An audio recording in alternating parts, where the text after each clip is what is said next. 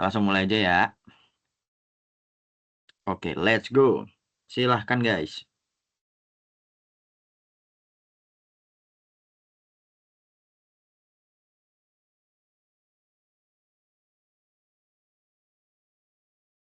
Seorang founder, asik, founder.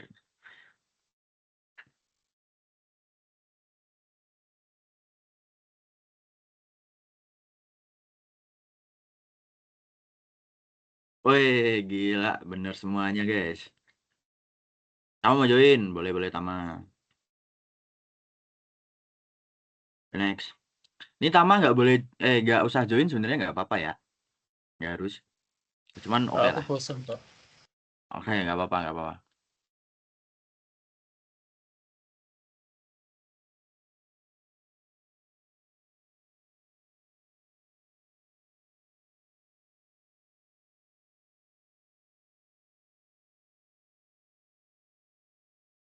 Betul kalau waktunya kurang banyak ngomong aja ya guys ya. Tambahin ntar.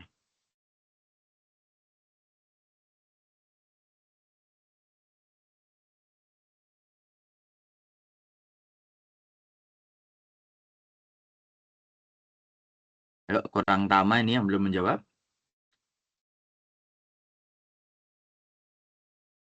Alright, 2 benar, 1 salah. Kita tidak tahu siapa yang salah. But we go to the next one, oke?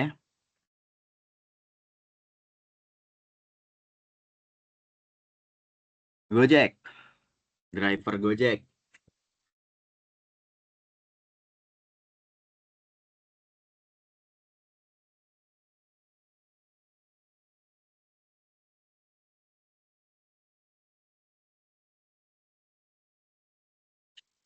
Ini agak menjebak ini, hati-hati guys.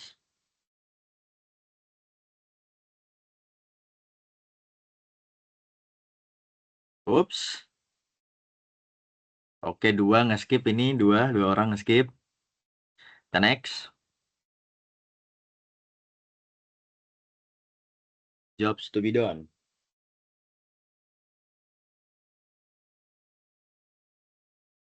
Ini agak teknis sih.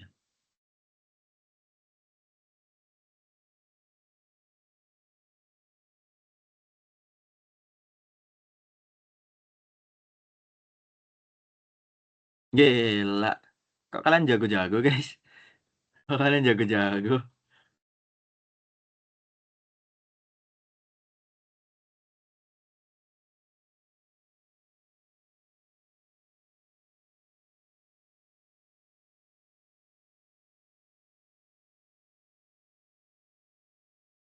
Betul ini cuman pretest ya guys. Jadi ini kayak ya jawab sebisanya aja nggak apa-apa. Yang post test nanti baru real test.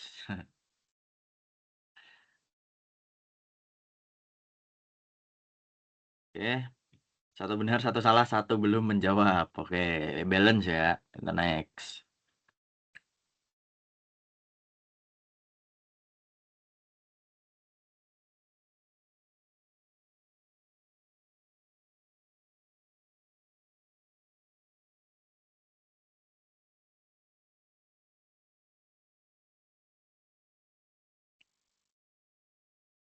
Ayo, ini yang mana nih?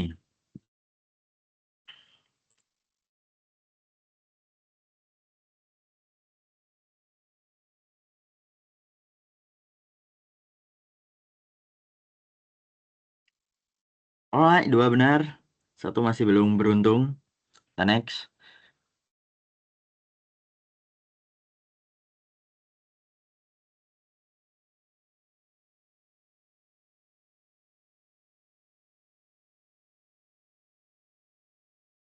Tokopedia.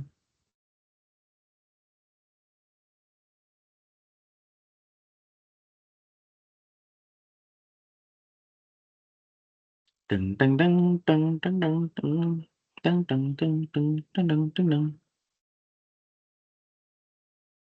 Asik, benar semua. Gokil. Kita next lagi.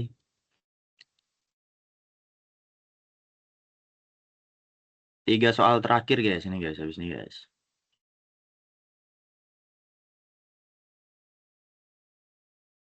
Ayo, kira-kira apa yuk? Apakah keunggulan biaya? Apakah aset yang tidak tersentuh? Apakah efek jaringan? Atau biaya perpindahan yang tinggi?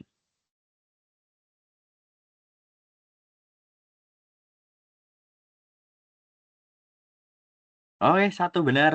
Duanya belum menjawab, but it's okay. Kita next lagi. Soal ke-9 dari ke-10.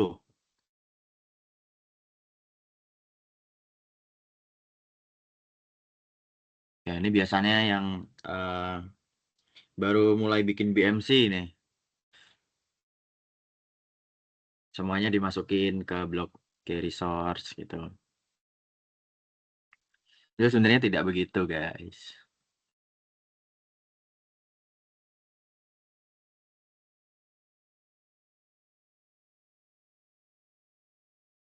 Oke, balance lagi, satu benar, satu salah, satu belum menjawab.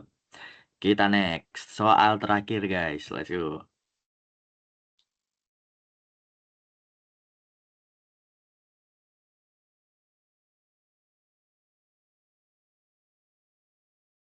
The economic mode.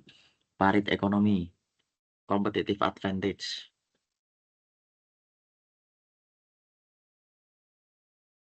Economic mode intinya ini pertahanan, guys. Pertahanan bisnis kalian gitu.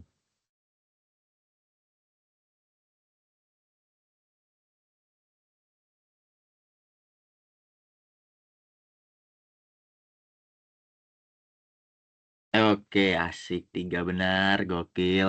Oke, udah selesai, guys. Kita akhiri sesi ini. Oke, rata-ratanya sudah dapat di 63%. Cukup bagus untuk pretest, teman-teman. Oke, karena udah selesai pretest eh, kita. Sebelum itu, kalau ada yang mau kalian sampaikan, boleh disampaikan saja. Kalau nggak ada, kita bisa langsung lanjut ke penjelasan di di chapter ini ya, di BMC and Problem Discovery. Silahkan, kalian mau nanya? Tenang aja, it's okay. Tidak perlu malu-malu. Atau mungkin yang mau kalian sampaikan, feedback, mungkin kalian mau minta soalnya dibahas atau apa.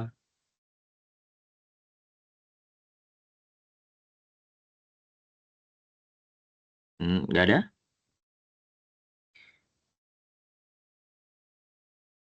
Nggak ada ya? Oke.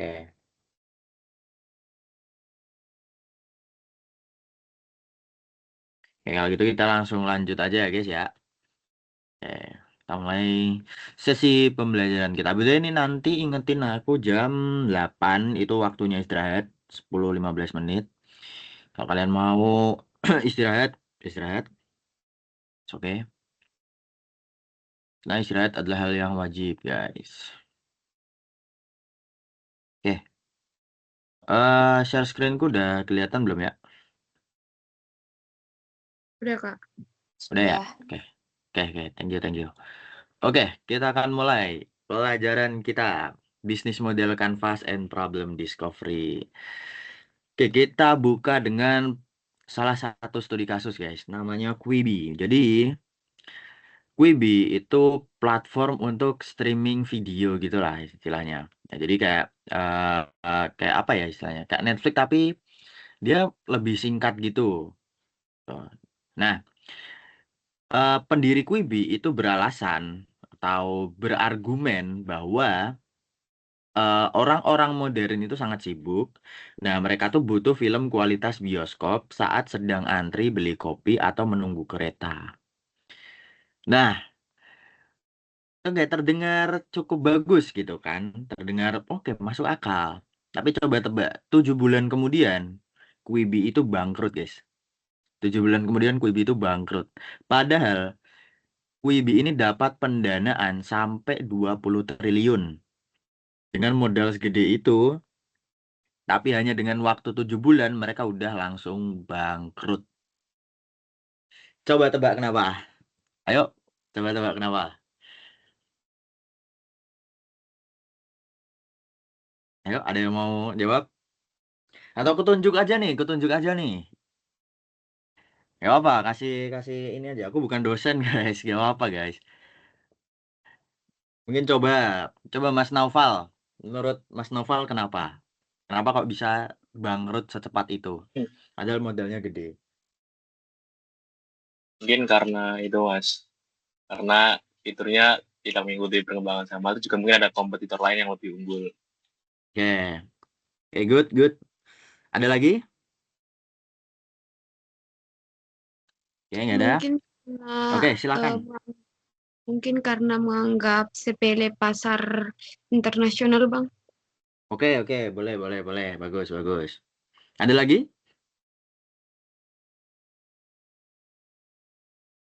Udah, nggak ada. Oke, jadi benar jawabannya karena meremehkan pasar internasional dan itu meremehkan kompetitor. Jadi, saat orang sedang antri kopi, yang mereka cari itu sebenarnya bukan film Hollywood kualitas tinggi, gitu. Butuh konsentrasi. Mereka kan lagi antri ya. Lagi antri masa konsentrasi malah gak kedengeran dong kalau dipanggil. Kalau antriannya maju gitu.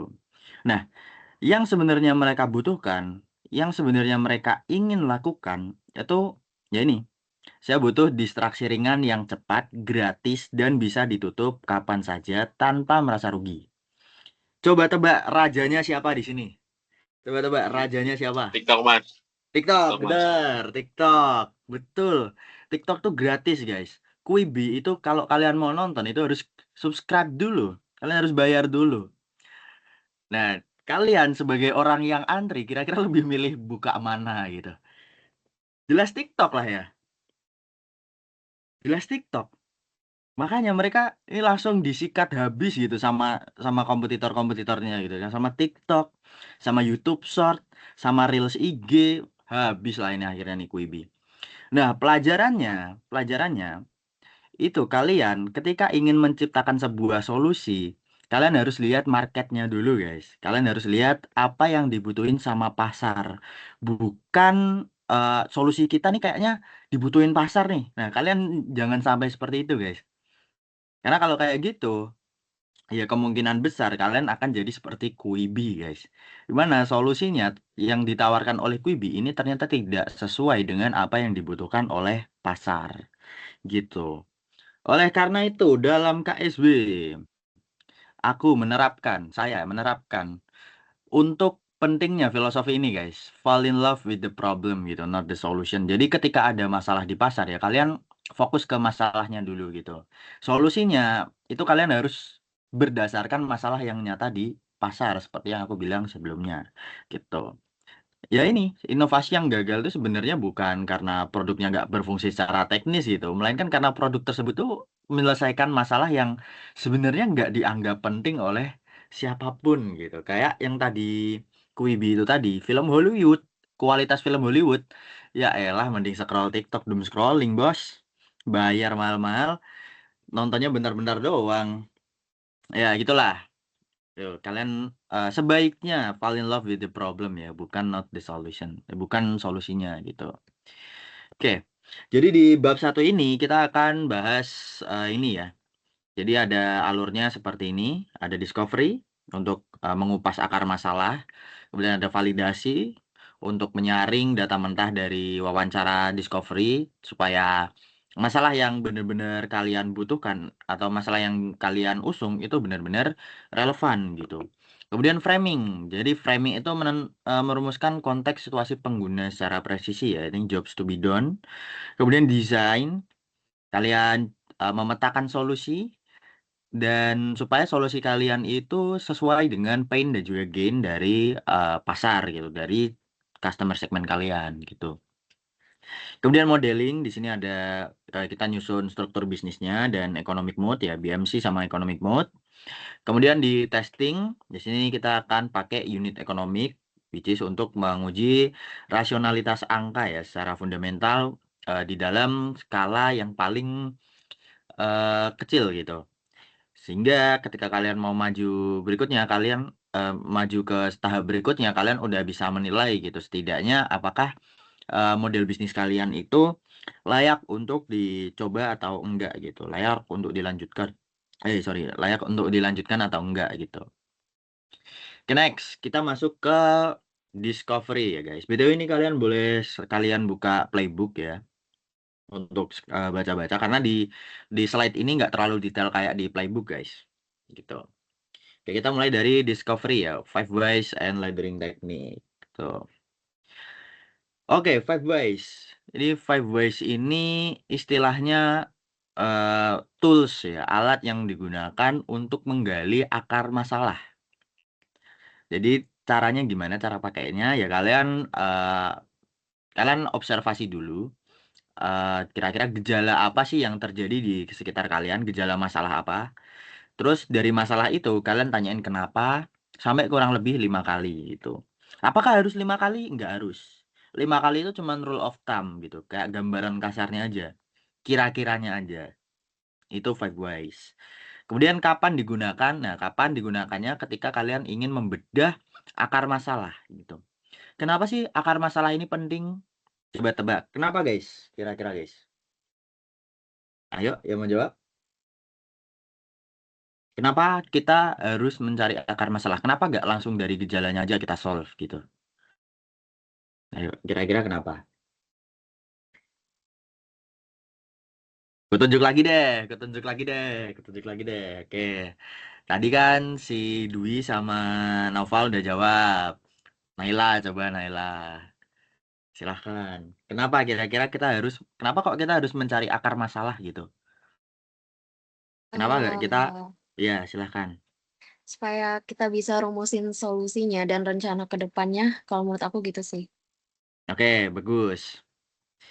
Jadi, kenapa kok kita nggak menyelesaikan gejalanya aja dan kenapa kita harus mencari akar masalah? Karena kalau dari akar masalahnya itu nggak kepotong, nggak ditutup, nggak diperbaiki, ya gejalanya itu cuman akan muncul kembali gitu. Gejalanya itu akan muncul kembali. Karena akar masalah, sumbernya itu belum ditutup. Gitu. Ibaratkan sungai gitu. Sungai kalau ujung awalnya atau apa sih namanya, hulunya itu nggak ditutup, ya sungainya bakal tetap ngalir gitu kemana-mana. Gitulah. Ya, simpelnya begitu ya. Nah, tapi ada masalahnya, guys. Ada masalahnya. Root cause ini, five ways ini, nggak mampu. Bukan nggak mampu ya, kurang mampu.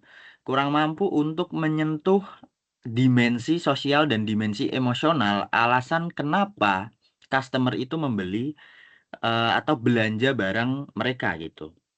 Nah, oleh karena itu, five ways ini bisa dikombinasikan dengan yang namanya, ini ada contoh ya, yang namanya laddering technique gitu.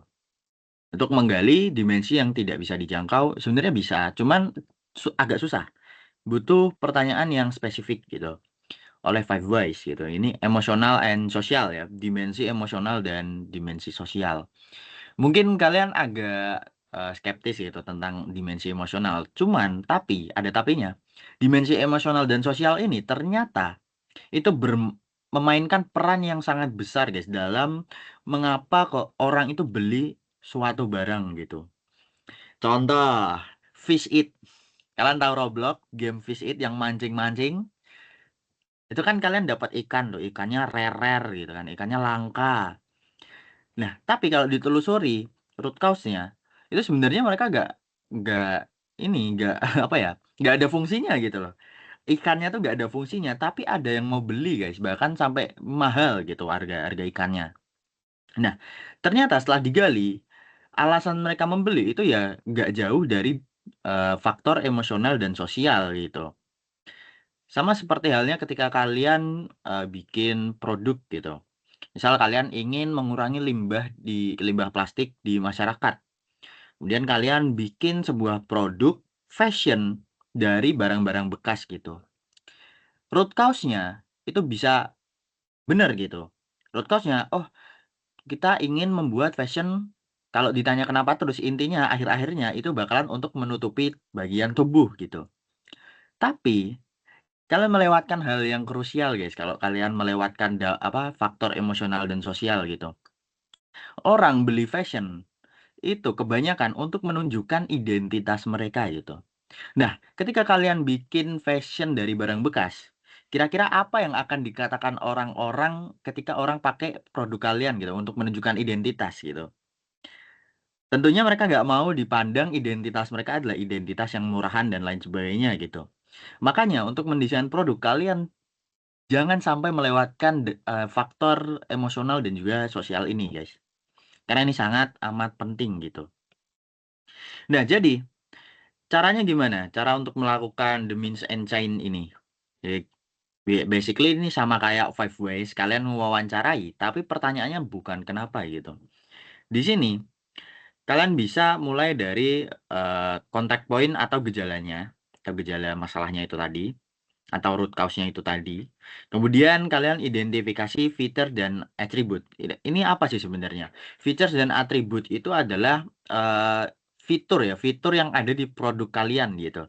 Fitur yang ada di produk kalian.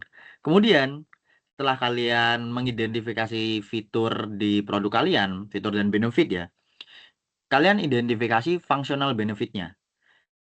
Secara fungsional, seperti contoh baju itu tadi, fashion. Oke, secara fungsional dia sudah menutupi tubuh gitu. Nah, setelah itu kalian jangan berhenti di situ. Kalian lanjut lagi untuk mengidentifikasi the emotional benefit-nya gitu. Apa yang mereka rasakan setelah memakai produk kalian gitu. Memakai fashion itu tadi contohnya.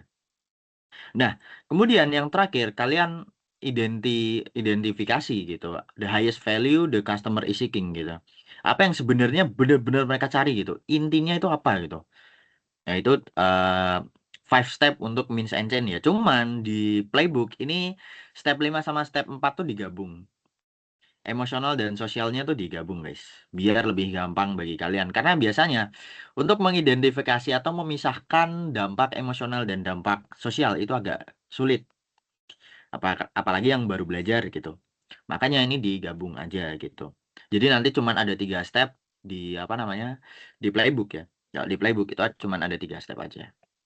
Ya, ini ada atribut, kemudian functional benefit, dan yang terakhir core value atau psychological root ya, which is ya emosional atau social benefit itu tadi. Gitu. Kemudian lanjut lagi, validasi gitu, relevance filter. Ya, ya simpelnya tidak semua masalah itu layak untuk diperbaiki, guys. Nah, next. Jadi, ketika kalian melakukan 2 metode itu tadi, five ways dan laddering, itu kalian juga harus observasi apa yang mereka lakukan gitu. Kan kalian dari wawancara itu kan dapat data banyak gitu. Mereka bilang A, bilang B, bilang C gitu. Nah, tapi ketika kalian observasi kok mereka jawabannya beda, apa yang mereka lakuin itu beda, itu kan jadi masalah lagi ya teman-teman ya. Itu makanya kalian itu harus observasi juga gitu, nggak cuman wawancara. Kalian juga harus turun ke lapangannya gitu. Apa yang sebenarnya mereka lakuin gitu guys. Gitu. Karena ya ini tadi, apa yang orang katakan itu seringkali bertolak belakang dengan apa yang mereka lakukan. Gitu. Kayak siapa coba? Kayak politisi. Ya gitulah. Oke, lanjut. Jangan mengesahkan sebuah keluhan, pains atau harapan, gains ya hasil dari wawancara hanya dari ucapan lisan ya ini seperti yang aku bilang tadi. Kalian harus validasi gitu temuan five ways dan laddering Anda dengan observasi gitu. Buktikan bahwa target pasar kalian itu benar-benar mengalami kesulitan tersebut di habitat aslinya gitu guys. Oke, next. Nah, kemudian untuk mendesain atau memfilter, kita pakai yang namanya the relevant filter. Ini sebenarnya nama-namanya terlalu goofy sih, terlalu cringe. Ini sebenarnya bisa diganti, cuman ya udahlah ya. Oke, setelah kalian ngevalidasi bahwa masalah itu benar-benar terjadi, ya kita harus mencarinya. Seperti yang dibilang matrix apa relevance filter gitu. Karena nggak semua masalah itu tidak layak gitu. Nggak semua masalah layak untuk diselesaikan gitu. Nah, untuk menyaring ini, sebelum kalian masukin ke VPC dan JTBD, ya kalian bakalan filter dulu di sini gitu. Yang mana matriks prioritas ini itu akan membagi apa namanya masalah kalian ke dalam 4 kuadran yang berbeda gitu. Dengan dengan sumbu X sebagai frekuensi dan sumbu Y sebagai dampak gitu. Bang, dampak apa sih sebenarnya yang dimaksud? Apakah dampak secara sosial atau dampak apa? Apakah dampak dari sudut pandang perusahaan atau apa? Nah, jadi dampak yang dimaksud itu adalah dampak bagi calon customer kalian, guys. Dampak bagi orang yang kalian wawancarai tadi. Ingat, bisnis itu pasti porosnya adalah customer. Jadi dampak yang dimaksud itu harus dampak berdasarkan customer. Seperti contoh fashion dari limbah itu tadi. Limbah, oke berdampak gitu untuk apa namanya, untuk lingkungan. Tapi apakah untuk untuk customer itu berdampak? Nah itu PR baru lagi. Kalian harus apa namanya, desain produk kalian supaya apa namanya, produk kalian itu memiliki dampak bagi customer gitu. Kan produk kalian juga tidak hanya solve problem yang dampaknya di lingkungan, tapi juga harus solve problem yang dampaknya ke customer, guys. Gitu. Kemudian setelah itu frekuensi ya, frekuensi sebenarnya seberapa sering atau seberapa jarangnya masalah ini terjadi gitu. Nah, kalau masalah ini sering dan dampaknya besar bagi customer, maka ini masuk ke the bleeding neck gitu. Which is ini adalah uh, titik empuk ya, titik empuk di mana masalah ini layak untuk diselesaikan, guys. Nah, kemudian kalau dampaknya tinggi tapi frekuensinya jarang, ya ini sebenarnya prioritas kedua gitu. Prioritas kedua untuk dibikin solusinya. Nah, kalau dampaknya kecil gimana? Ya udah tinggalkan aja. Dia masuk ke kuadran bagian merah gitu. Mau itu frekuensinya sering atau jarang, kalau dampaknya kecil ya say goodbye aja gitu. Oke, next. Ya, ini kemudian framing ya, jobs to be done. Kita bikin konteks ya. Bagaimana cara kita membingkai masalah sebelumnya agar siap diubah menjadi produk gitu. Oke. Jadi jobs to be done ini sebenarnya ada artikelnya di Playbook, boleh kalian cek. Aku udah sertain link untuk apa namanya, artikel dari yang buat framework jobs to be done ini. Namanya Anthony Ulrich, guys. Dia orang jago banget lah. Nah, jadi ada sebuah kutipan dari Pak Theodore Levitt gitu. Dia adalah profesor marketing dari Harvard Business gitu. Orang itu tidak ingin membeli bor berukuran 1/4 inci gitu. Yang mereka inginkan adalah lubang 1/4 inci gitu. Nah, maksud dari perkataan ini adalah ketika kalian sebagai sudut pandang inovator ya, ketika kalian menggunakan sudut pandang sebuah entrepreneur, kalian itu fokusnya ke apa yang sebenarnya diinginkan guys sama customer gitu. Contohnya dalam konteks ini adalah lubang 1/4 inci gitu. Nah, ketika kalian fokus ke lubang 1/4 inci, kalian nggak peduli gitu, mau bentuknya bor, mau bentuknya apa, yang penting mereka itu bisa menghasilkan lubang 1/4 inci. Produk kalian yang penting itu bisa menghasilkan lubang 1/4 inci, guys. Nah, lubang 1/4 inci, menginginkan lubang 1/4 inci lah, inilah yang disebut sebagai jobs to be done gitu. Jadi orang itu membeli atau memperkerjakan sebuah produk itu karena mereka berada dalam situasi spesifik dan butuh sesuatu untuk menyelesaikan tugas dalam situasi tersebut gitu. Nah, siapa sebagai eksekutor tugas ini adalah produk kalian, guys. Dia butuh sesuatu untuk menyelesaikan tugas kan. Nah, eksekutornya ini yang dibutuhkan ini adalah produk kalian gitu. Jadi, inti dari kerangka jobs to be done ini adalah untuk menciptakan konteks di mana produk kalian tuh benar-benar dibutuhin gitu. Dalam konteks apa? Dalam situasi apa produk kalian tuh benar-benar dibutuhkan. Gitu, guys. Ini jobs to be done.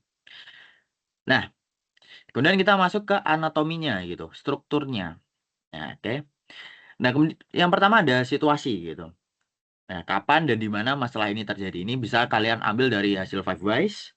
Kemudian motivasi. Nah, motivasi ini bisa diambil dari lettering ya, teman-teman. Ya, apa yang berusaha mereka lakukan untuk mengatasi masalah itu gitu. Kemudian hasilnya itu ya core value-nya dari lettering itu juga tadi gitu.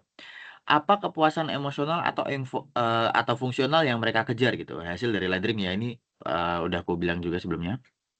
Nah, formulanya itu seperti ini. Ketika situasi atau konteks, saya ingin motivasi atau tindakan sehingga saya bisa hasil yang diharapkan atau core value-nya, guys. When I want to, so I can. Nah, gitu, guys. Nah, kemudian memframing konteks jobs to be done itu tidaklah cukup, guys. Kalian juga harus menentukan atau apa ya bahasanya? Kalian juga harus bisa mengukur apakah job yang dilakukan oleh produk kalian itu disebut berhasil atau enggak gitu. Jadi sebuah job itu diukur berhasil atau tidaknya itu berdasarkan yang namanya desired outcome gitu. Yaitu hasil yang diharapkan gitu. Nah, desired outcome ini adalah parameter rasional yang ada di kepala konsumen saat mereka membandingkan produk Anda dengan produk kompetitor gitu. Agar tidak menjadi angan-angan kosong, ya ini anggota diwajibkan menulis desired outcome menggunakan formula baku sebagai berikut. Arah perubahan di sini bisa berupa meminimalkan atau memaksimalkan, kemudian metrik yang diukur, entah itu waktu, entah itu biaya, jumlah usaha, dan lain sebagainya. Kemudian objek, yaitu apa yang sedang dikerjakan, dan konteks situasinya, guys. Ini desired outcome gitu. Contoh, ya ada contohnya nih. Contoh desired outcome-nya, meminimalkan biaya per kapita untuk menyewa ruangan tertutup saat anggaran acara belum turun. Bisa. Kemudian memaksimalkan privasi suara saat melakukan diskusi evaluasi kerja di jam istirahat malam. Bisa. Ini desired outcome-nya. Ya untuk jobs to be-nya seperti ini. Ini bisa kalian baca sendiri lah. Nanti di slide di drive database knowledge itu udah ada, guys. Jadi kalian bisa langsung masuk ke folder yang namanya folder KSB Learning Hub. Yang mana nanti bisa kalian akses slide-nya dan juga playbook-nya, guys. Gitu. Kita next. Kemudian kita juga akan melakukan kita akan mendesain produk kita gitu. Menggunakan apa? Menggunakan yang namanya VPC atau Value Proposition Canvas, guys. Jadi tujuannya adalah ini, untuk menjawab pertanyaan ini, apakah fitur produk yang kita buat itu benar-benar merespon masalah yang dialami oleh pelanggan gitu.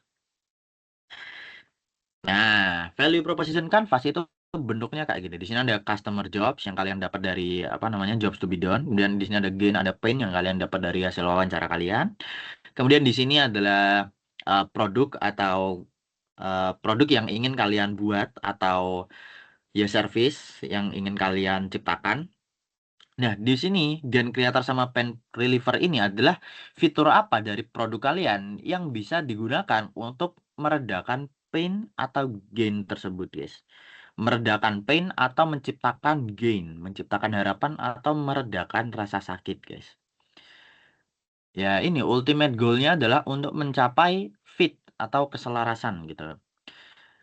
Nah, gimana cara kita tahu bahwa VPC kita itu berhasil gitu? Nah, saat kalian narik garis lurus antara sisi kiri dan sisi kanan, itu kalian ya tepat gitu. Gain masuk gain. Setiap gain di sini, setiap gain kreator ada gainnya di sini. Setiap pain reliever, misal pain reliever A, B, C, nyambung ke pain A, B, C gitu, guys. Nah, Bang, tapi kalau pain reliever kita ternyata nggak nyambung ke salah satu pain, ya berarti itu cuman ego kalian aja gitu. Dan itu bisa dihapus aja gitu fiturnya. Karena kalau di sini nggak ada ya kalian ya, takutnya kayak Quibi itu tadi, guys. Kalian menyelesaikan masalah yang sebenarnya nggak penting-penting amat gitu. Yang sebenarnya kan painnya nggak ada di situ gitu. Nah, ini juga yang menjadi trik di setiap perlombaan BMC ya, di mana biasanya kriteria utamanya itu adalah well-defined user, guys. Artinya, produk kalian itu harus memiliki customer segment yang jelas gitu. Terdefinisikan secara jelas dan selaras, guys. Fit gitu. Ini VPC ya.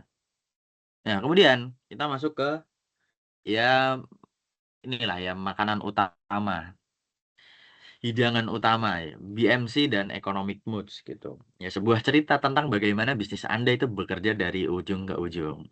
Sebelumnya aku mau tanya ke kalian dulu, guys. Kalian udah pada dengar BMC apa belum? Udah pernah tahu atau udah pernah lihat BMC itu kayak gimana atau belum? Ya apa belum, guys? Belum, Bang. Belum. Oke. Belum, Mas. Belum. Oke, ini gimmick doang atau emang belum? Hebat sih, it's okay lah, it's okay. Jadi BMC ini bentuknya kayak gini, guys. Nah, BMC ini bentuknya kayak gini. Dia ada 9 building block ya, 9 blok penyusun. Jadi ada value, proposition, customer relationship, dan lain sebagainya gitu. Nah, lalu apa sih sebenarnya bisnis model Canvas itu ya? Jadi bisnis model Canvas itu bercerita tentang bagaimana kalian itu mengcapture sebuah value, mengcreate sebuah value, dan bagaimana kalian menyampaikan value tersebut kepada customer kalian, guys. Oke, mengcreate value atau mengcapture value itu dapat dilakukan dengan mengikuti step yang udah kita bahas sebelumnya, which is problem discovery, guys. Problem discovery itu disebut sebagai capturing value, proses capturing value, menangkap sebuah nilai. Nah, kemudian creating value itu ada di sisi kiri dari BMC, which is key partner, key activities, key resource, dan ini nggak masuk link. Key partner, key activities, dan key resource. Ini disebut dalam tahap creating value, bagaimana kalian menciptakan value proposition kalian. Kemudian sisi kanannya itu adalah delivery. Bagaimana kalian menyampaikan value yang sudah kalian buat kepada customer segmen kalian, guys. Sederhananya kayak gitu, simpelnya. Udah mulai ini belum? Udah mulai kelihatan belum arahnya mau kemana? Dah mulai dapat gambarannya belum? Gimana? Kalau masih belum, boleh banget nanya, guys. Boleh banget nanya. Nanya dulu gak apa-apa. Nggak ada yang mau tanya? Belum, Mas. Bisnis model Canvas. Oke, silakan. Coba tadi. Novel ya? Gimana Novel? Enggak, Mas. Tadi cuma bilang belum, Mas. Belum ada Oh, pertanyaan jadi gitu. oke. It's okay. Oke, jadi kita mulai pembahasannya, guys. Ini di slide-nya. Kalau di slide PPT ini kurang detail, guys, penjelasannya. Nah, ini kan cuman beberapa slide doang. Nah, oleh karena itu, alangkah baiknya kalau kalian juga membuka playbook, guys. Kalian juga membuka playbook. Oke. Value proposition gitu. Atau aku buka sekalian deh playbooknya deh. Yang ada di sini. Di BTW kalau nggak tahu dia ada di folder ini ya. Ini kan knowledge database. Kalian masuk ke KSB Learning Hub. KSB Learning Hub, terus kalian masuk ke BMC dan Problem Discovery. Nah, di sini udah ada slide, ada playbooknya, dan juga ada worksheet, guys, untuk membantu kalian. Aku bukain playbooknya. Kita masuk ke ini ya. Ke BMC. Oke, alur pengisiannya dulu deh. Alur pengisian. Jadi alur pengisiannya itu ada dua, guys. Ada dua cara untuk mengisi BMC ini. Yang pertama itu adalah market driven, market pool. Yang kedua adalah resource driven. Resource driven itu kalian mulainya dari key resource gitu. Nah, kapan kalian menggunakan resource driven? Ketika kalian udah punya bisnis dan kalian punya resource yang nganggur gitu. Kalian punya resource yang nganggur, kemudian kalian gunakan untuk menciptakan value proposition. Nah, tapi di sini kita akan fokus ke yang kedua, guys, yaitu market pool. Di mana kita mulai dari value proposition-nya dulu gitu. Kita mulai dari masalahnya dulu. Karena kita beranggapan bahwa kita ini belum memiliki sebuah bisnis gitu. Gitu, guys. Kita mulainya dari yang tengah dulu. Kita akan fokus untuk mulai dari yang tengah dulu, guys. Namanya market pool. Oke, value proposition. Value proposition ini ya isinya didapat dari VPC ini tadi ya, guys ya. Kalian kan udah desain nih. Kalian udah desain dari sini. Kalian bisa langsung masukin ke value proposition, guys. Kalian bisa langsung masukin ke value proposition. Dan value proposition ini harus diingat bahwa dia itu bukanlah bundle of feature. Dia bukanlah kumpulan sebuah fitur produk kalian, tapi kumpulan manfaat yang didapatkan oleh customer segment. Itu value proposition. Kemudian, kalau kalian udah bikin value proposition, kalian langsung isi customer segmentnya, guys. Kira-kira siapa orang yang atau karakteristik orang seperti apa yang kalian sasar atau orang yang membutuhkan value kalian, guys. Customer segment. Kemudian setelah customer segment, kalian masuk ke channel gitu. Kan masuk ke channel. Apa itu channel? Channel itu bukan sekedar tempat untuk beli. Bukan sekedar untuk tempat di mana terjadinya transaksi gitu. Melainkan seluruh touch point atau titik sentuh yang dialami oleh customer ke bisnis kalian. Jadi, channel ini itu gak cuman tentang belinya di mana, tempatnya di mana, di marketplace apa, enggak. Tapi mulai dari saat customer itu baru tahu bisnis kalian, baru tahu produk kalian. Which is kalau di sini kita bagi bagi channel ini berdasarkan customer journey, yaitu apa sih journey ini bahasa Indonesianya? Apa guys? Aduh, lupa aku. Perjalanan pelanggan gitu, mulai dari dia yang nggak tahu produknya sampai dia itu churn itu apa ya bahasanya? Dia udah nggak beli lagi itu istilahnya.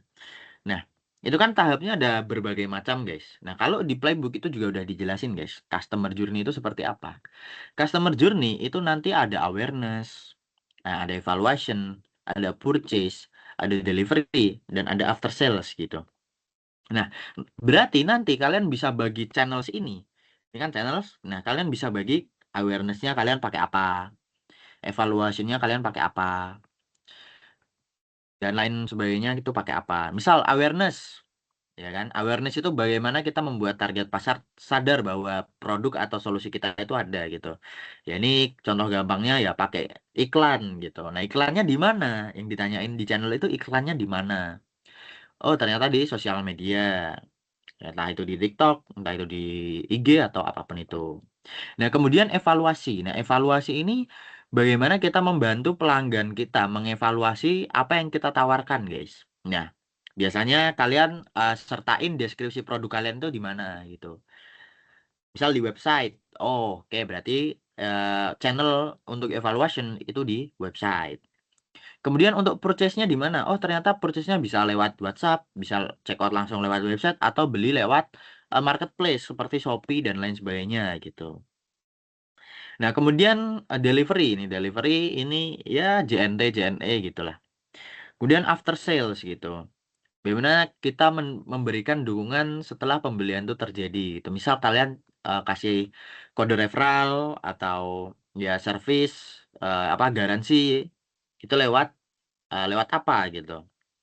Yang fokusnya di channel ini adalah tempatnya guys ya. Barulah setelah masuk ke customer relationship atau hubungan antar pelanggan, itu yang ditanyain itu adalah apa yang terjadi di channel tersebut gitu. Nah, customer relationship ini tujuannya ada 3 guys. Yang pertama itu adalah untuk mengakuisisi pelanggan atau untuk mendapatkan atau get ya bahasa ininya. Jadi ada 3, get, keep, sama grow. Get itu akuisisi pelanggan, keep itu retensi pelanggan, which is bagaimana cara kalian menjaga agar customer kalian itu tetap beli di uh, bisnis kalian. Kemudian yang terakhir, yang grow, ini adalah untuk membesarkan apa namanya bisnis kalian yang udah jadi gitu. Nah, macam-macam customer relationship ini ada apa aja sih Bang? Nah, kalian bisa cek lagi di playbook gitu. Di sini ada personal assistance, ada dedicated personal assistant, ada self service, automated service, communities, co-creation dan lain sebagainya gitu. Contohnya, misal ketika kalian ingin mengakuisisi pelanggan, kalian bisa kasih sampel itu bisa itu untuk akuisisi pelanggan. Kemudian untuk retensi, untuk keep, ya ini kalian bisa pakai personal assistance, kalian bisa pakai dedicated personal assistance, atau bahkan self service ya. Ya kayak, nah ini biasanya di produk-produk kayak sekali beli kayak sabun gitu lah. Self service sendiri, kan mereka buka-buka sendiri gitu. Dan apa bisa kalian pakai automated service, dan lain sebagainya gitu. Nah, pertanyaanku ke kalian, untuk melakukan atau gini pertanyaan, hubungan apa yang sebaiknya kita buat? Hubungan seperti apa yang kita buat untuk nge-grow bisnis kita, guys? Menurut kalian gimana caranya? Kan bisa pakai contoh apapun itu. Kira-kira apa menurut kalian? Untuk nge-grow. Nah, hubungan apa sih yang harusnya kita bangun? Seperti apa? Caranya seperti apa itu? Cara kita membangun hubungan dengan customer segment supaya bisnis kita bisa grow. Grow berarti customer kita itu ngajak customer lain untuk beli, guys. Yuk, apa kira-kira?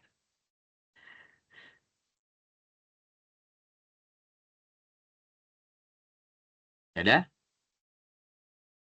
Jawabannya pakai kode referral, guys. Kode referral. Kode referral itu juga salah satu cara ya untuk nge-grow bisnis kita menggunakan customer relationship. Pakai referral, guys. Bisa. Nah, kemudian, oh benar. Sorry. Revenue stream ya, revenue stream, revenue stream. Oh, malah langsung ke carry source, sorry, sorry. Revenue stream. Nah, setelah kalian apa namanya memetakan empat ini empat empat blok ini, kalian juga harus memikirkan bagaimana cara kalian menagih value kalian yang kalian berikan ke customer gitu. Dengan cara apa kalian menagih value yang kalian berikan gitu. Apakah kalian pakai model subscription langganan ya? Kemudian apakah kalian pakai metode asset sale, which is jualan biasa? Kemudian apakah kalian pakai lending atau apa renting, lending, ya, pinjaman ya, kalian nyewain gitu. Kemudian apakah kalian pakai model bisnis yang licensing? Licensing itu biasanya perusahaan-perusahaan yang kayak seni-seni gitu ya, kayak musik, film. Itu kan biasanya mereka model bisnisnya salah satunya adalah licensing gitu, revenue streamnya. Nah, ini untuk lebih detailnya kalian bisa lihat lagi di playbook gitu.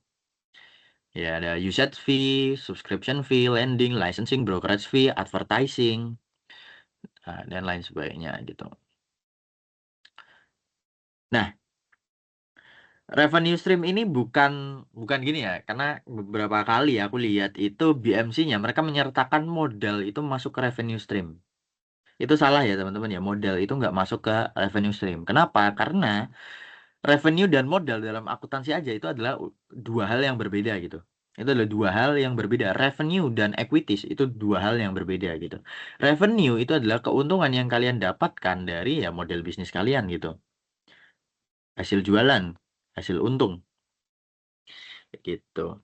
Dan ketika kalian meng-create atau memutuskan untuk menggunakan salah satu revenue stream, kalian juga harus pertimbangin customer segment kalian gitu. Misal kalian uh, motor listrik, motor listrik. Nah, motor listrik itu baterai sama motornya itu lumayan mahal, guys. Jadi totalnya bisa kayak 40 jutaan. Nah, customer kalian, customer segment biasanya yang beli motor listrik itu tidak setinggi itu levelnya untuk beli 40 juta secara langsung gitu. Jadi apa yang kalian lakukan? Kalian bagi dua gitu. Kalian menggunakan aset sale untuk motornya, kemudian kalian pakai subscription supaya biayanya jadi lebih murah dan bisa menjangkau lebih banyak customer segment, guys. Jadi baterainya itu disewakan gitu, di subscription, langganan baterai gitu. Gitu. Ya, itu salah satu yang harus dipertimbangkan juga ya. Nah, sebenarnya revenue stream ini adalah yang dimaksud sebagai model bisnis kalian, guys. Jadi model bisnis kalian itu apakah model bisnis subscription atau apapun itu. Nah, itu sebenarnya yang dimaksud model bisnis adalah revenue stream ini. Kemudian key activities. Sorry, key resource. Kalian masuk ke key resource. Nah, key resource ini juga banyak kesalahan ya. Banyak kulihat nih BMC asal taruh resource ke key resource gitu. Padahal key resource itu sebenarnya adalah aset strategis di mana aset tersebut harusnya itu tidak mudah untuk ditiru, guys. Jadi key resource ini adalah resource yang masuk minimal banget itu pakai ini. Kalian pakainya Fryo. Di playbook juga udah ada BTW. Nah, Fryo ini bisa digunakan untuk mengidentifikasi apakah sebuah sumber daya perusahaan kalian itu termasuk key resource atau enggak. Jadi, key resource itu minimal banget dia itu masuk ke dalam kategori valuable sama rare. Kalau valuable doang, dia itu ya cuman sekedar jadi standar industri gitu. Nah, barulah kalau dia masuk ke rare, masuk ke langka, itu baru boleh masuk ke key resource, teman-teman. Walaupun V sama R ini dia baru temporary aja, baru sementara aja. Which is kalian juga harus mengengineering ya supaya key resource tersebut itu juga inimitable. Artinya inimitable itu tidak mudah ditiru gitu. Dan kalau kalian bisa, kalian organize sumber daya tersebut sehingga sumber daya tersebut tidak hanya valuable, tidak hanya rare, tidak hanya inimitable, tapi juga terorganisir gitu, terkelola dengan sangat baik. Nah, gitu. Jadi, apakah laptop, listrik, dan lain sebagainya itu masuk ke resource? Ya, kalian identifikasi aja apakah dia itu valuable dan rare. Biasanya cuma masuk ke valuable sih kebanyakan, tapi dia nggak rare. Dan kalau nggak rare itu gugur ya teman-teman ya. Oke. Kemudian masuk ke key activities gitu. Key activities itu wajib banget minimal nyambung ke key resource teman-teman. Minimal satu key resource gitu. Misal kayak activities kalian adalah R&D. Maka di key resource kalian juga wajib punya sumber daya untuk mendukung R&D tersebut. Contohnya apa? Sumber daya manusia. Bisa. Nah, kalau nggak ada gimana, Bang? Kalau nggak ada, misal key activities kalian itu menuntut adanya marketing gitu. Dari sisi kanan itu menuntut adanya marketing, kegiatan marketing. Maka key activities kalian juga harus ada marketing, tapi ketika tidak ada key resource, tidak ada sumber daya yang mumpuni, tidak ada sumber daya intelektual atau apapun itu yang mumpuni, maka kalian wajib pakai key partner, teman-teman. Wajib masuk ke key partner. Misal kalian pakai agensi, misal kalian pakai ya institusi yang menyediakan jasa marketing gitulah ya. Nah, itu untuk key activities. Dan key activities ini juga wajib nyambung ke value proposition, teman-teman. Gitu. Jadi dia sambungannya ke 3 blok ini ya. Nyambung ke key resource, nyambung ke key partner, dan nyambung ke value proposition. Nah, kemudian kita masuk ke key partner gitu. Key partner itu adalah tidak sekedar hubungan jual beli biasa, tidak sekedar hubungan pelanggan dan penjual biasa gitu. Misalkan kalian bisnisnya Shopee gitu, Shopee. Kalian misalkan CEO-nya Shopee, key partner kalian itu belum tentu JNT atau JNE, guys. JNT JNE jadi key partner ketika kalian punya yang namanya kontrak strategis gitu. Kontrak strategis artinya kalian tidak sekedar jadi pelanggan biasa, tapi jadi pelanggan yang memiliki akses eksklusif atau kontrak eksklusif gitu. Sehingga kalian memenuhi 3 tujuan utama untuk untuk menjalin hubungan gitu. Untuk menjalin hubungan dengan mitra kunci, yaitu untuk apa namanya? Meredus cost, meredus biaya atau mengurangi biaya, kemudian meredus risk atau mengurangi resiko. Menurut kalian gimana caranya kayak partner itu bisa mengurangi resiko atau mengurangi biaya, guys? Dengan cara apa misal? Ya, menurut kalian. Beda nih kalian boleh sambil minum atau boleh sambil makan ya, santai aja, guys. Kamu juga tak minum dulu ya. Capek juga ngomong terus.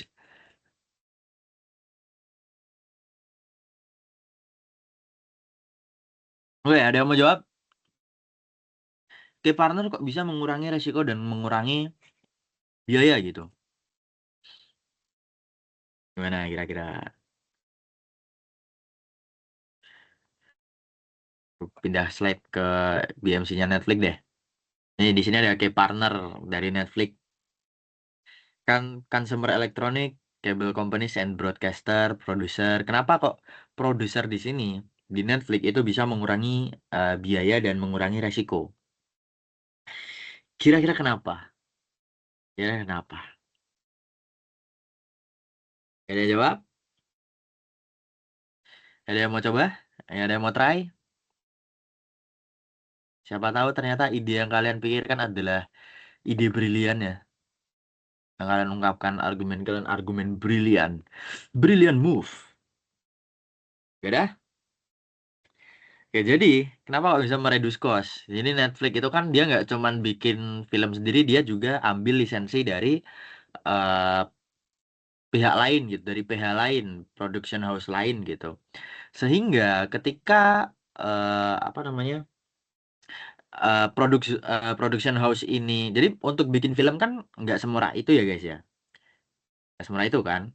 Nah, jadi untuk mengurangi resiko jika kita membuat sebuah proyek yang biayanya besar kemudian gagal, kita bisa pakai key partner guys untuk supaya film atau proyek bisnis kita itu nggak semahal itu dan juga resikonya bisa dibagi guys. Jadi kan ini kan kalian bagi dua gitu resikonya. Resikonya kebagi antara bisnis kalian dengan partner kalian gitu. Itulah untuk key partner. Jadi key partner itu intinya ada di kontrak eksklusif dan juga ini apa namanya ownership. Batasnya ada di ownership gitu. Batasnya ada di kepemilikan. Contohnya kayak Gojek itu tadi guys. Gojek itu driver itu adalah key partnership bukan key resource. Kenapa? Karena ya itu tadi apa namanya ownershipnya Gojek itu bukan driver itu bukan karyawan Gojek guys. Driver itu bukan karyawan Gojek. Makanya dia masuknya ke key partner gitu. Dan juga eh value propositionnya Gojek itu sebenarnya bukan penyedia, dia bukan ojeknya gitu, bukan perjalanannya yang dia sasar, tapi yang dia sasar adalah middleman-nya. Jadi Gojek itu sebenarnya perantara, guys. Fokusnya Gojek itu menjadi perantara gitu. Nah, kemudian untuk cost structure. Jadi cost structure ini namanya struktur ya, pasti ada apa namanya proporsi gitu. Ada proporsi. Which is ada variable cost dan fixed cost gitu. Jadi nanti biaya dari bisnis model kalian itu lebih dominan ke variable cost atau ke fixed cost. Nah, juga nanti di cost structure ini kalian bisa kasih keterangan apakah kalian lebih unggul di apakah struktur biaya kalian itu memiliki yang namanya potensi untuk melakukan economic of scale atau economic of scope gitu. Nah, ini nanti ada di apa namanya playbook juga, kalian boleh baca-baca juga. Kemudian ya udah selesai untuk detail BMC-nya. Agak panjang ya. Beda ini udah jam 8 guys. Jadi sebenarnya ini udah masuk ke apa namanya istirahat dulu. Jadi gue kasih waktu 10 atau 15 menit untuk kalian istirahat ya. Bebas sih kalian maunya 10 atau 15. Gue tawarin ke kalian. 15 Kak. 15 ya. Oke, 15 menit kalau kayak gitu. Oke, selamat beristirahat. Selamat chill dulu ya. Kalian resting dulu cognitive fresh supaya nggak overload gitu. Oke, selamat beristirahat guys. Kutunggu sampai 20.15 ya.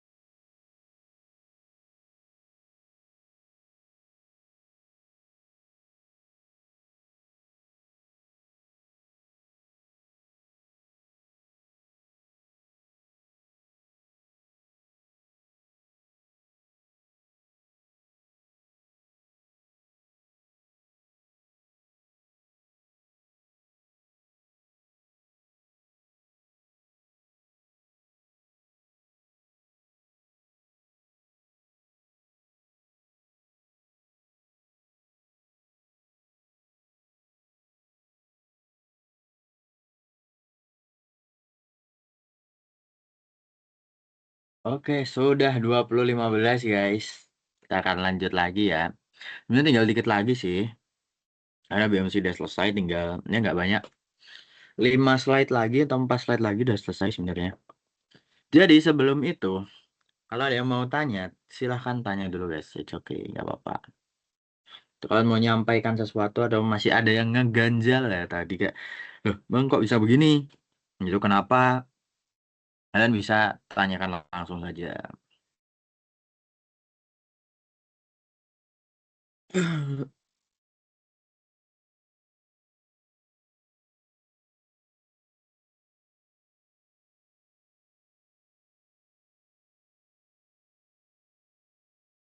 Hmm.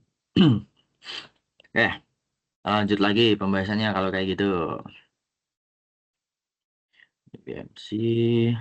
Nah, berikutnya itu ada economic mode, guys. Jadi, nyelesain 9 blok BMC itu baru setengah jalan gitu. Jadi ketika BMC kalian udah penuh, kalian harus ngamanin ya model bisnis kalian gitu. Jadi kalau di dunia nyata itu ide yang bagus itu bukan sebuah keunggulan gitu, melainkan sebuah target operasi bagi kompetitor kalian. Di mana jika bisnis kalian itu nggak punya moat atau parit pertahanan. Nah, kalau besok paginya itu ada kompetitor dengan modal yang jauh lebih gede, terus buka bisnis yang sama persis di sebelah kalian, ya kalian mau gimana gitu kalau nggak ada pertahanannya gitu. Jadi menjadi yang pertama atau first mover itu bukanlah parit pertahanan guys, bukan economic moat. Itu cuman ngasih kalian jeda aja sebelum model bisnis kalian disalin gitu sama kompetitor.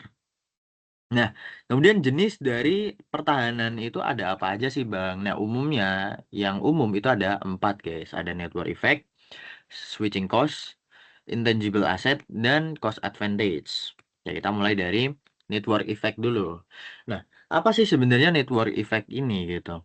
Network effect adalah sebuah efek ketika produk kalian itu semakin banyak yang menggunakan, maka produk kalian itu akan semakin bagus. Contoh, kira-kira apa guys? Aku nanya kalian dulu deh. Kira-kira apa menurut kalian? Yang punya keunggulan network effect gitu. Jadi ketika banyak yang pakai, produk kalian akan semakin berharga. Ayo, apa? Kutunjuk lagi. Siapa ya? Spinner deh, spinner. Kita spin deh, kita spin. Spin wheel. Spin ya.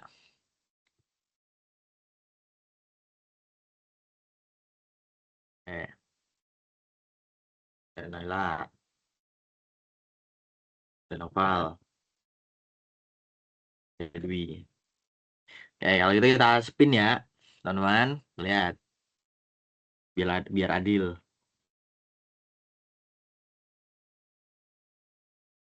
Oke, ternyata Naila. Jadi gimana, Nay?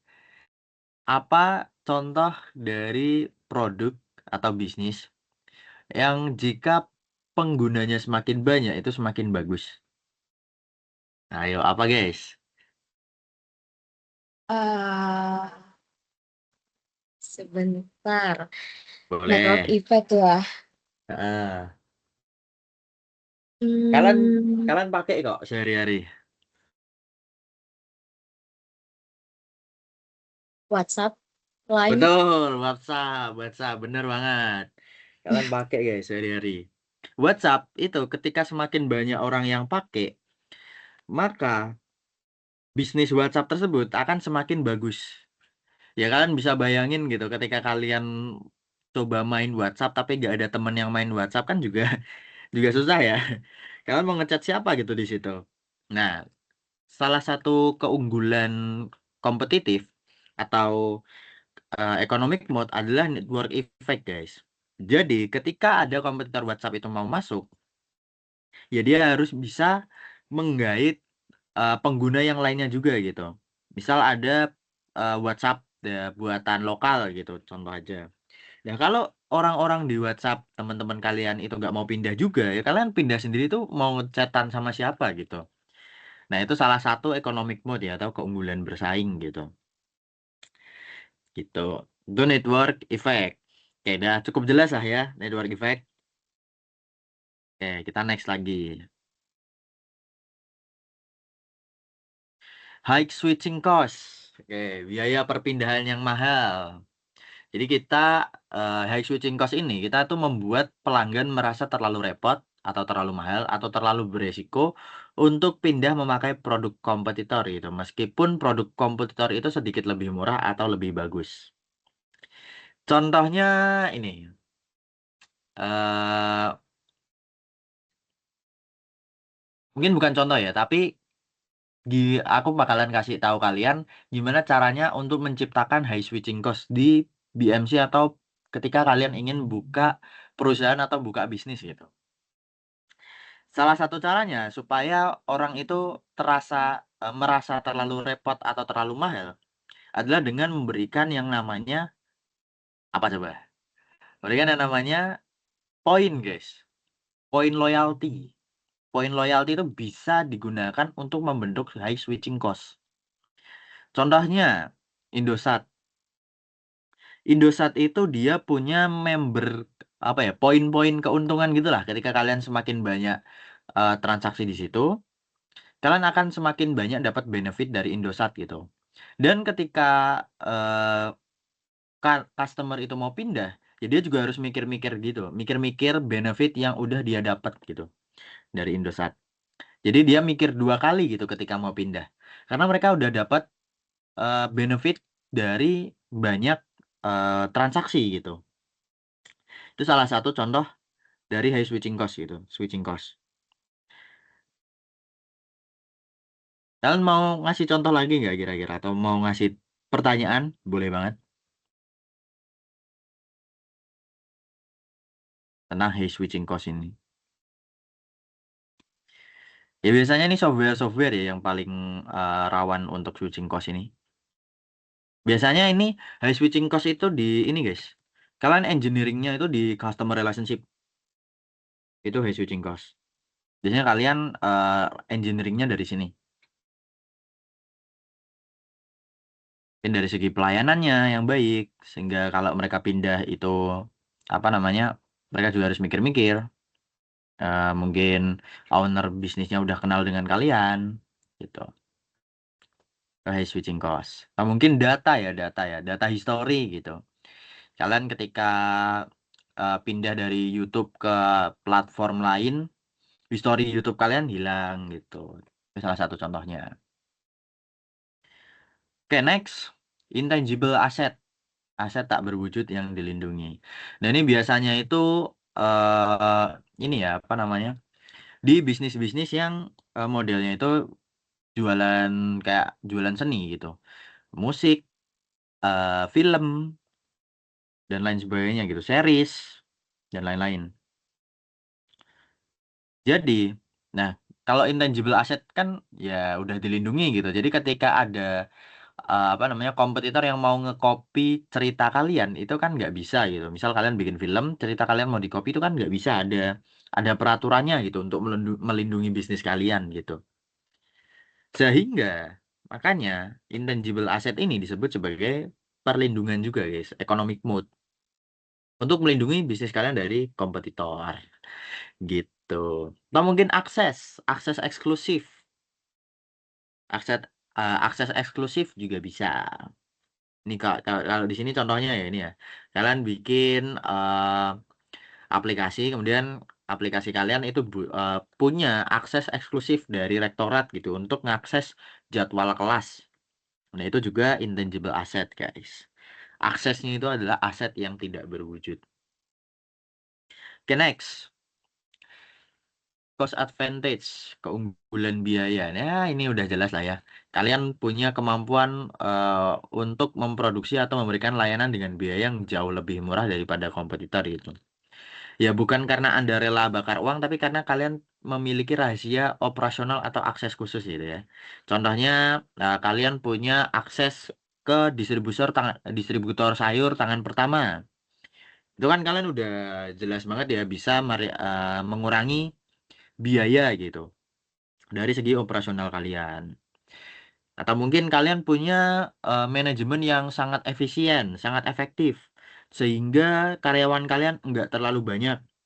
Jadi kalian bisa menekan harga lebih murah. Itu juga bisa. Tuh. Ya ini cost advantage udah banyak yang tahu lah konsepnya kayak gimana. Oke, kemudian testing.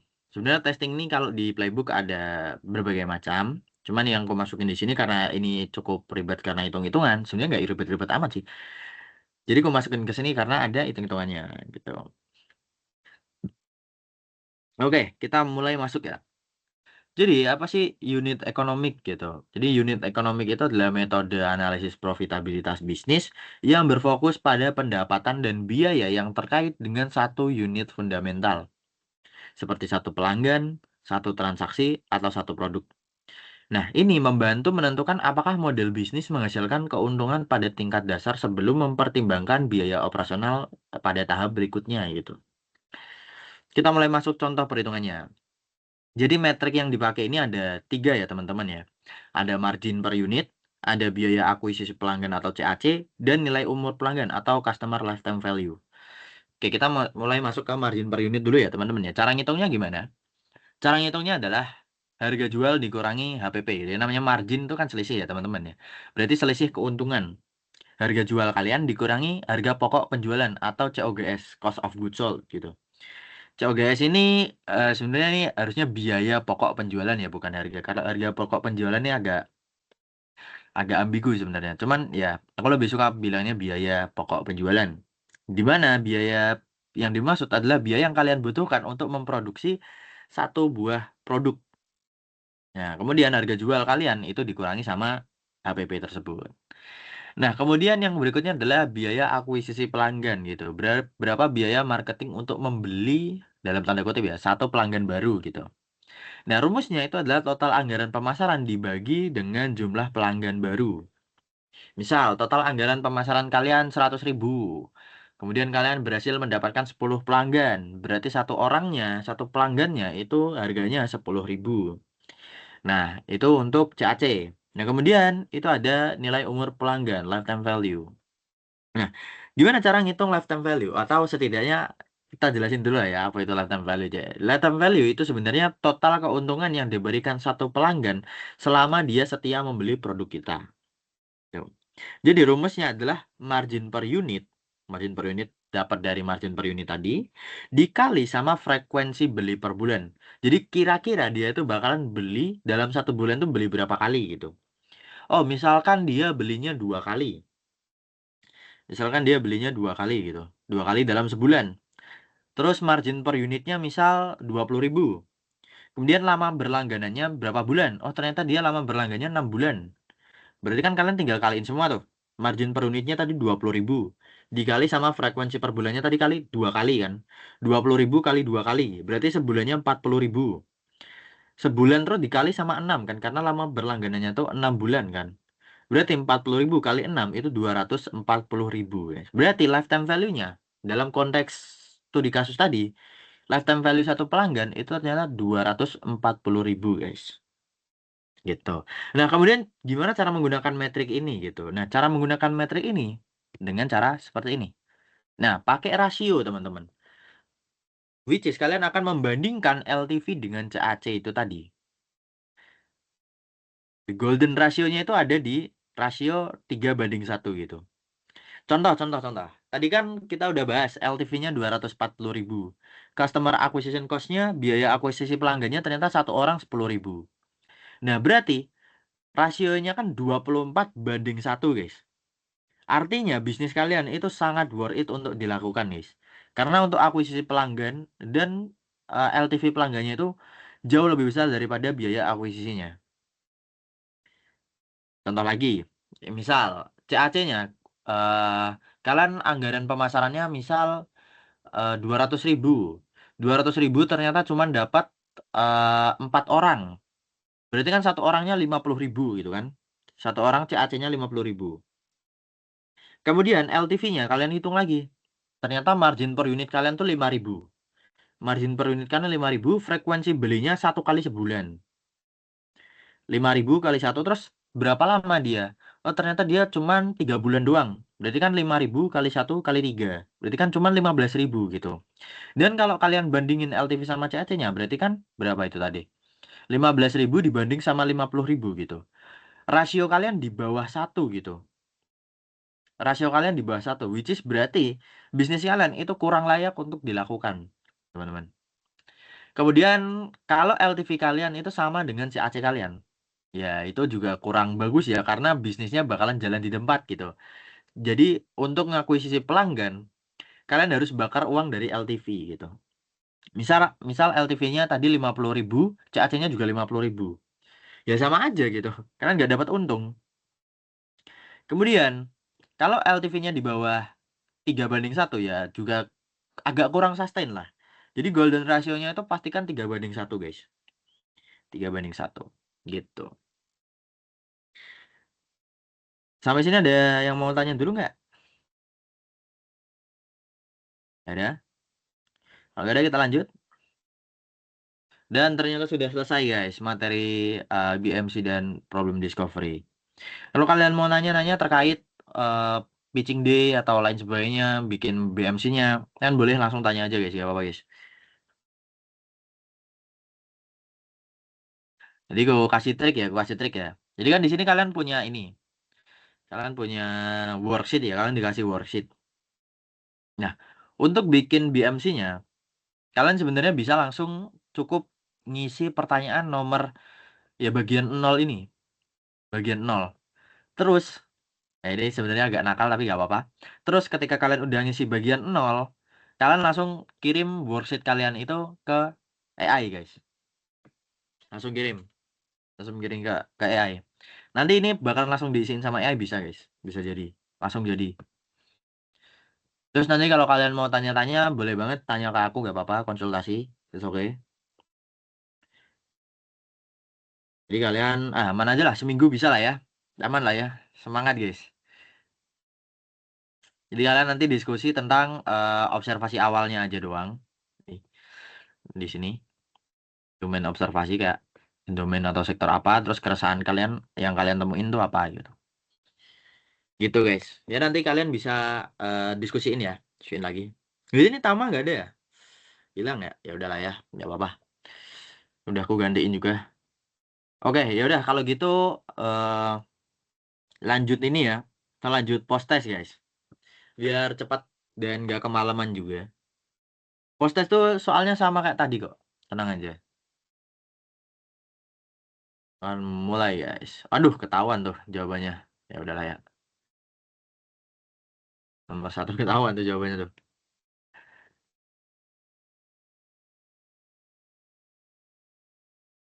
Oke, aku kirim lagi ya link post testnya ya. Oke, silakan guys. Dwi kalau mau ikut juga nggak apa-apa. Tidak ada larangan.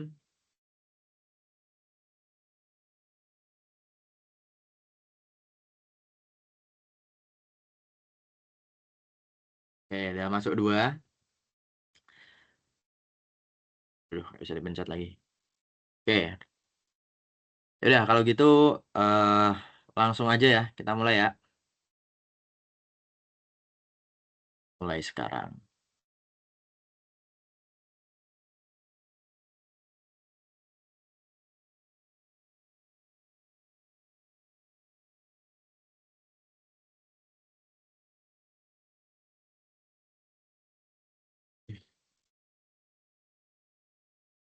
Let's go 2 benar.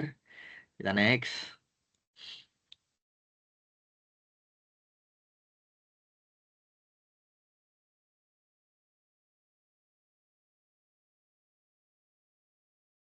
Ya, apakah ini pain atau gain, guys? Apakah ini harapan atau apakah ini sebuah rasa sakit? Asik, benar. Kalian itu memang jago-jago, guys. Kalian udah jago ya sebenarnya. Gojek, drivernya.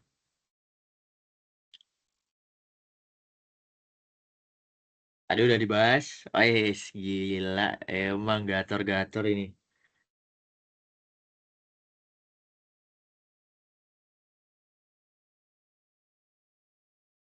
Nah, ini. Tadi strukturnya gimana kira-kira? Guys, gila. Keren-keren Keren bang. gini. Gimana? Keren banget dua-duanya. Yoi. Gila.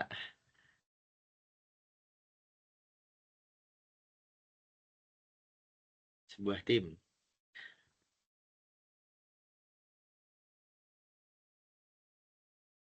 Oh ya, gokil. Gokil, gokil, gokil. Ranking 1 ini mah kelompok kalian. Post testnya.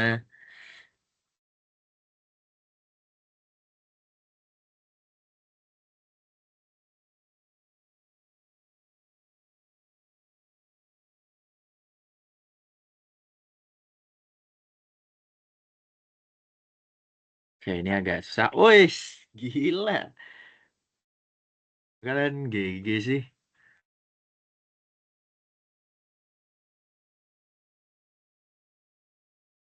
Nah, ini 2 kelompok bersama. Ini sebenarnya di playbook ada guys. Harusnya aku jelasin tadi waktu slide.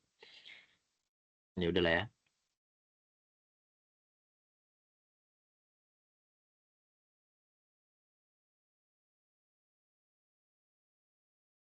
Wih, gokil. Udah soal ke-8 aja nih.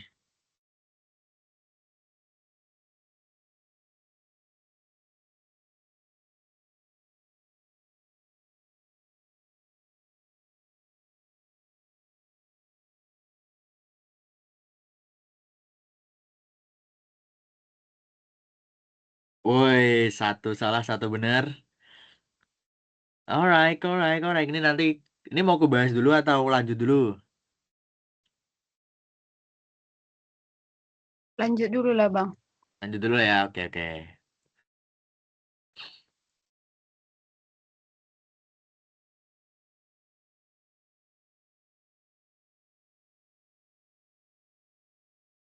Nanti juga udah dibahas nih ke resource.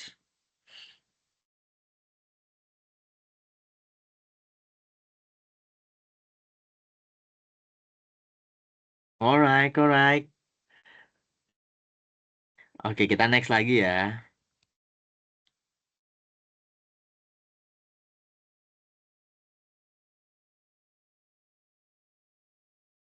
Ini juga udah dibahas nih tadi nih.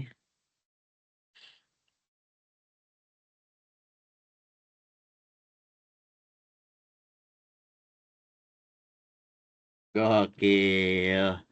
Udah deh selesai. Gila, rata-ratanya 90%. Sama-sama salah satu. Kita coba bahas soal nomor 8 dulu ya.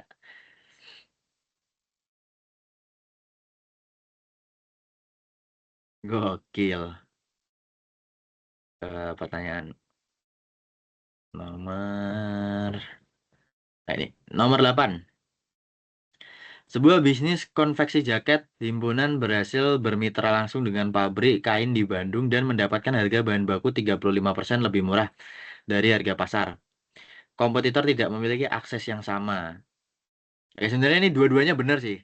Ini sebenarnya dua-duanya benar. Ini Malpin nih harus ku koreksi nih soal buatannya nih. Ini dua-duanya benar guys. Dua-duanya benar ini.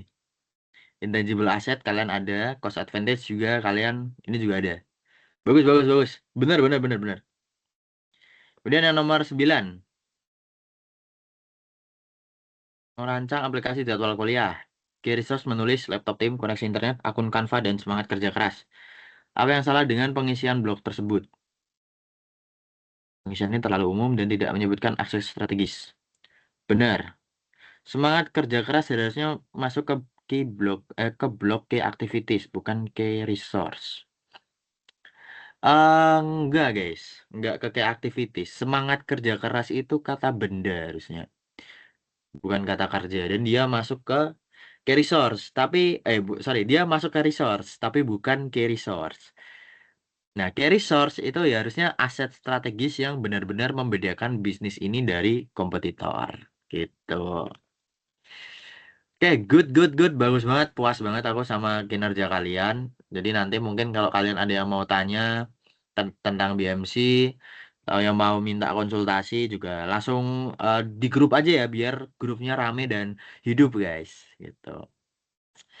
Oke, kalau gitu sesi kita udah selesai. SSS kita udah resmi selesai. Aku mau ucapin terima kasih banyak kalian yang udah berpartisipasi, udah mau balesin chat-chat di grup. Kalian udah bantu Dwi juga ya untuk melaksanakan SSS ini. Ya, terima kasih banyak guys sudah meluangkan waktunya. Mohon maaf kalau aku ada belibet dan salah kata. Mohon maaf banget. Ya, kurang lebihnya mohon maaf. Kalau gitu sesi SSS hari ini ku akhiri sampai di sini guys. Terima kasih banyak Makasih ya, teman-teman. Bang. Oke Makasih Dwi, Kak. siap Makasih Nova. semuanya. Oke Naila, thank you juga ya, thank you juga ya guys ya. Oke, ya udah silakan yang ada keperluan atau kesibukan lainnya boleh langsung leave. Silahkan.